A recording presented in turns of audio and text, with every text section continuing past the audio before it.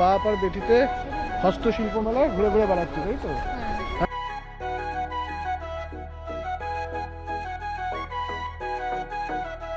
পাপাকে একেন বাবুর মতন লাগছে। এটা আমার ঠিক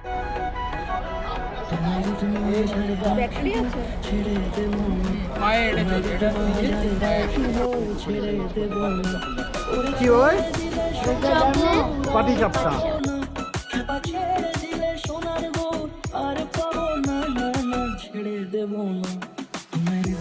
নমস্কার বন্ধুরা, আশা করি সবাই ভালো আছেন।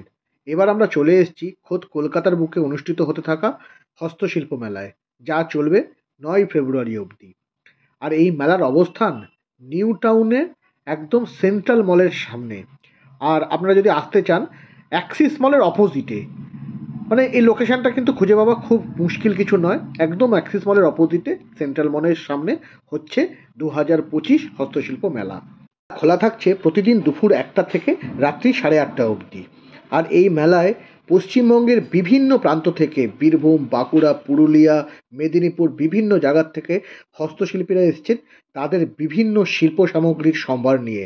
এবং কিছু কিছু স্টলে আপনারা দেখতে পারবেন শিল্পীরা নিজেরা বসে বসে ওখানে বানাচ্ছেন। মানে কেউ হাতের কাজ দিয়ে নানান রকম অর্নামেন্টস তৈরি করছেন, কেউ ছবি আঁকছেন। একটা খুব সুন্দর শিল্পের মেলবন্ধন সৃষ্টি হয়েছে বলা যায় এই মেলাটার মধ্যে। আমরা এখন আছি কারুভাষা বলে যে স্টলটা বানানো হয়েছে তার মধ্যে।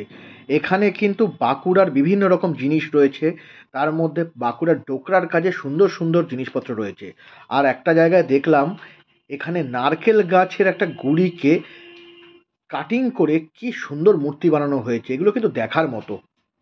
এই কারুভাষা স্টলটা থেকে বেরিয়ে দেখলাম আরও হাজার হাজার জিনিসের সম্ভার। এই যেমন চন্দ্রানী নানান রকম ডিজাইনের মাদুর দেখছে, আর তার অপোজিটেই বৃষ্টি দেখছে নানান রকম স্টিলের হাঁড়ি কলসির মধ্যে সুন্দর সুন্দর ছবি আঁকা।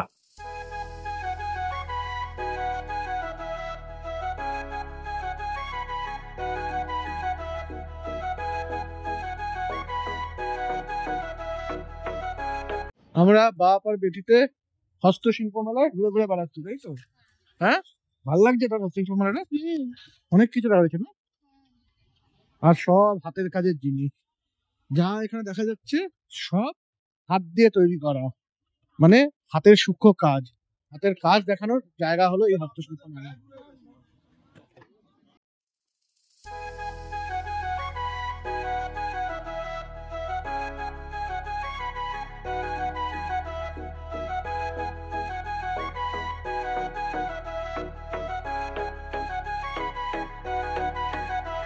তোমার মাঝারে রাখিব ছেড়ে দেব না, তোমার মাঝারে রাখিব ছেড়ে দেব না, ওরে ছেড়ে দিলে সোনার গৌরা। বাইরের স্টলগুলোতে ঘুরতে ঘুরতে আমরা ঢুকে পড়লাম আরও একটা কভার স্টলে।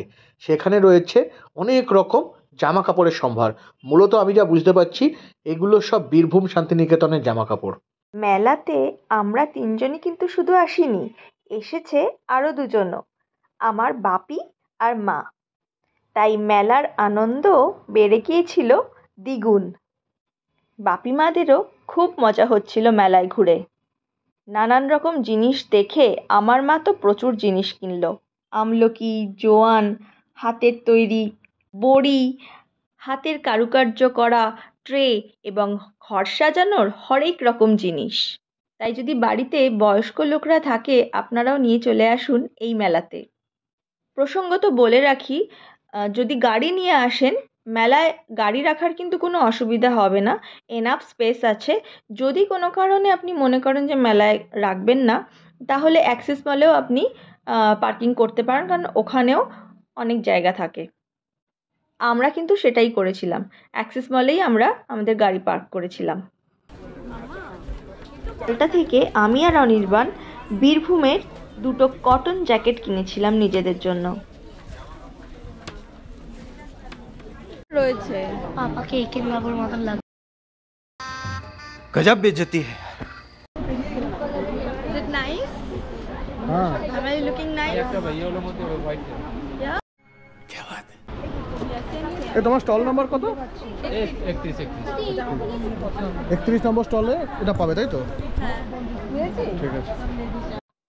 কারুভাষা স্টলের সামনে একটা আন্টি বসে খুব সুন্দর ডিজাইন করে ব্যাগের উপরে সুন্দর সুন্দর আঁকছিল।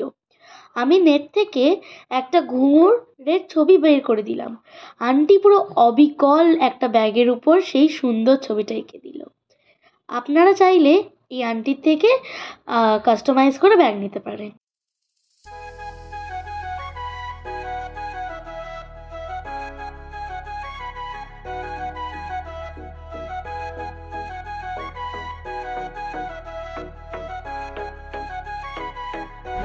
এবার আমরা চলে এসেছি ফুড কোর্টে। ফুড কোর্ট থেকে একটু খাওয়া দাওয়া করে আজকের মতন আমরা এই ব্লগটা শেষ করব। দেখি কি কি খাবার পাওয়া যাচ্ছে। এখানে রয়েছে শাহ এন্টারপ্রাইজ।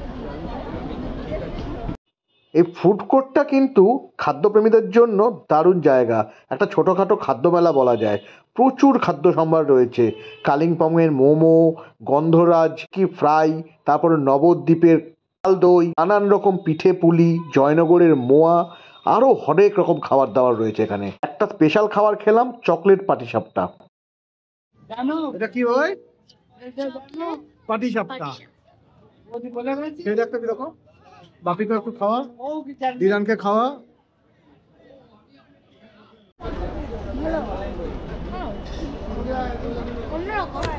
বাপিকে দে, বাপিকে দে, বাপি টেস্ট করো।